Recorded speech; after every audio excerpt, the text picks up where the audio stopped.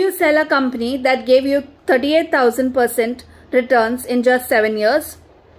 That's exactly what some smart investors did with Infosys in 2000. And surprisingly, they were right. Infosys was one of India's biggest success stories during the 90s.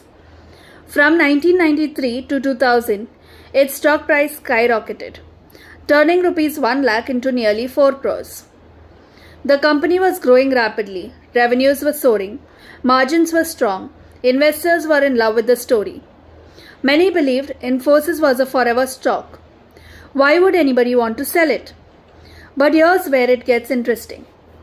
By early 2000, Infosys had become so popular that everyone wanted a piece of it, at any price. Its PE ratio crossed 200. To put that in perspective, most healthy companies trade between 15 to 30 times earnings. At 200 plus PE, the stock was pricing in years of future growth and assuming nothing would ever go wrong.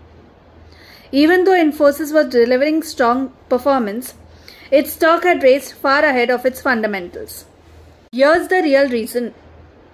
When a company's valuation gets too stretched, even great results may not be enough to support the stock price. Soon after, the market corrected. And even though Infosys continued to grow, its stock went nowhere for years. Investors who sold at the peak locked in decades worth of gains, while others who held on saw flat returns for a long time. This story teaches us something crucial. You can love a business and still choose to sell the stock. Why? Because stock prices aren't just about performance. They are about expectations. And when expectations get too high, even reality, even if brilliant, can fall short.